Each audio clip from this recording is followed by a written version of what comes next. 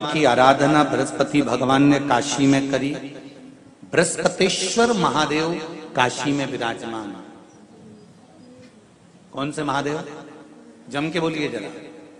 बृहस्पतेश्वर महादेव काशी में विराजमान है, जो अंगूठी में पुखराज नहीं पहन सकते, जिनकी भाग्य रेखा उल्टी चल रही हो, बृहस्पति चमक ही नहीं रहा हो, जिस काम में हाथ डालते हैं वो काम पूरा ही नहीं होता हो, तो एक बार काशी जाना, बृहस्पतेश्वर महादेव का स्पर्श करना, उनका अभिषेक पूजन करना और उनका स्पर्श कर कर एक बेलपत्र ब्राह्मण देवता से मांग कर लेकर जाना कि इन बृहस्पतेश्वर महादेव से मुझे एक बेलपत्र दे दो।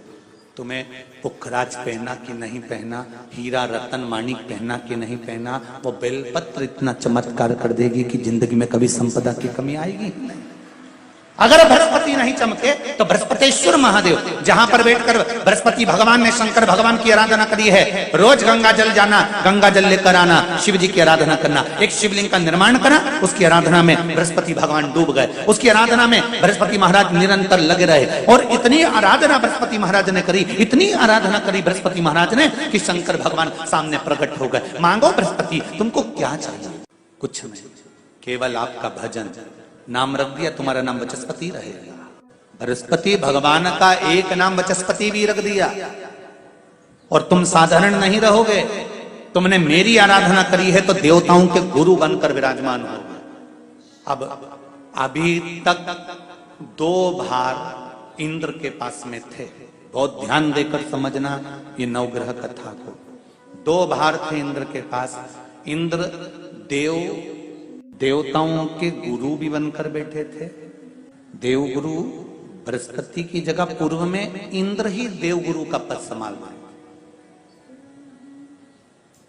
और देवराज का पद भी इंद्र के पास में था।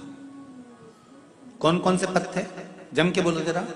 पहला पद देवराज इंद्र का, दूसरा पद देवगुरु, देवगुरु का पद भी इंद्र के पास में था और देवराज का पद भी इंद्र के पास में था। ये 2 पद जब होता है साधारण भाषा में आप ले लीजिए, किसी के पास में अध्यक्ष का पद भी है, किसी के पास में और कहीं का पद भी है, 2-3 पद उसके पास में विराजमान है, तो उसके पास में 2-3 पद अगर विराजमान है तो फिर उससे अगर एक पद ले लिया जाता है तो उसको अहंकार आ जाता है, उसको गुस्सा आ जाता है कि बताओ अभी तक तो मुझे पूछा जा रहा था, अब तुम तो वो पद पे भी जान दो। जैसे तुम किसी कुर्सी पर बैठे हो, कथा सुन रहे हो और इतने में कोई रिश्तेदार बाहेती जी का आ गया और तुम बढ़िया आराम से बैठे थे और बैठे बैठे इतने में बाहेती परिवार से कोई आया और उसने तुमको उठाया, प्लीज थोड़ा सा, और तुम्हें उठाकर दूसरी जगह बिठा दिया और उन्होंने अपने वाले को कुर्सी पर बिठा दिया।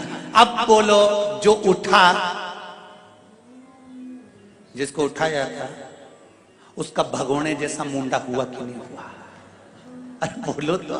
अपन दूर कथा नहीं जाते, कथा अपन अपने ऊपर लेके चलो कि अपन कैसे समझें इस कथा को। बहुत अगर गहन तत्व की कथा सुनेंगे तो समझ में आएगी नहीं। यहाँ से सुनी, यहाँ से निकाल दी, बच्ची कुछ दी, ऊपर से निकल गई और मालूम पड़े थोड़ी देर बाद माताएं कुर्सी पे बैठी बैठी।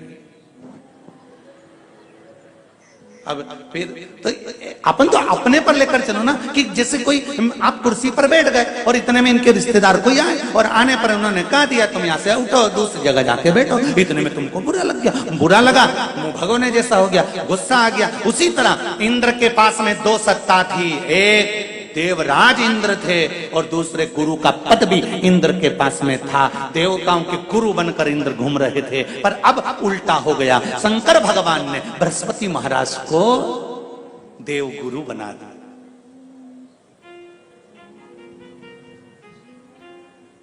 अब जैसे ही देवगुरु बनाया तो इनका इंद्रदेव का मुंह, अरे बोलो तो तुम, भगोन ऐसा हो गया, कुर्सी उतरी कि मुंह भगोड़ा उड़ा। अब इनका मुंह भगोने जैसा हो गया तो गुस्सा तो गुस्सा। इतने में इंद्र ने, बृहस्पति महाराज देवगुरु बन गए। इंद्र सिंहासन पर बैठे थे, अप्सराओं का नृत्य देख रहे थे। वहीं से देवगुरु बृहस्पति का आगमन हुआ। बृहस्पति महाराज जैसे ही आए तो इंद्र तो सिंहासन पर बैठकर पूरा अप्सराओं का नृत्य देख रहे थे, उनको देवगुरु बृहस्पति से मतलब ही नहीं था।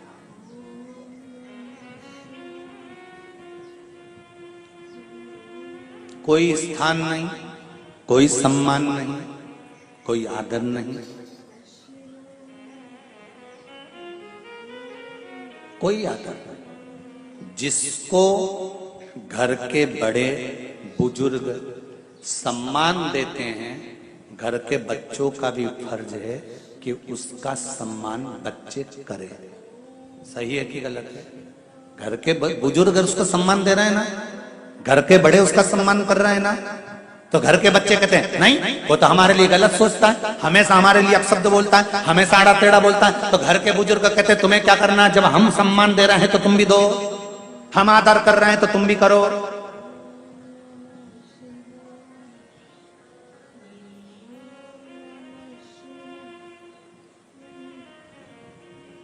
पर नहीं महाराज, आदर आप भी करो, सम्मान आप भी करो, पर वो आदर वो सम्मान बहुत मुश्किल। अब जब बृहस्पति महाराज का सम्मान नहीं हुआ, बृहस्पति महाराज वहां से उठकर चले गए, बोले नहीं। जो समझदार होता है वो तुरंत कह देता है कोई बात नहीं, मैं चले जाता हूं। कोई मुख पर क्रोध नहीं, कोई चिड़चिड़ प्रवृत्ति नहीं, कोई अपशब्द नहीं। एक बात मैं आप सबको कहना चाहूंगा, किसी जगह पर यदि आपका अपमान हुआ है, बहुत ध्यान देना जरा, कथा थोड़ी भारी है पर समझ लोगे आप। किसी जगह पर यदि आपका अपमान हुआ है तो आप भगवान शंकर को धन्यवाद देना कि मैंने पूर्व में किसी का अपमान करा होगा तो मेरा हिसाब आपने इतनी जल्दी बराबर कर दिया है, इतनी जल्दी बराबर कर दिया। ये थोड़ा सा अपमान मेरा कराया, मेरा हिसाब बराबर हो गया। कोई गाली दे रहा है, देने दो, शंकर भगवान को धन्यवाद देना, बाबा बड़ी कृपा करी, मैंने पूर्व में इसको गालियां दी होंगी, अपशब्द कहा होगा तो इसने मुझे पलटकर गाली दे दी, अपशब्द कह दिया। ये तेरी कृपा है, ये तेरी दया। और जब तक तेरी करुणा, तेरी कृपा, तेरी दया नहीं हो तब तक कुछ हो ही नहीं सकता। तेरी कृपा,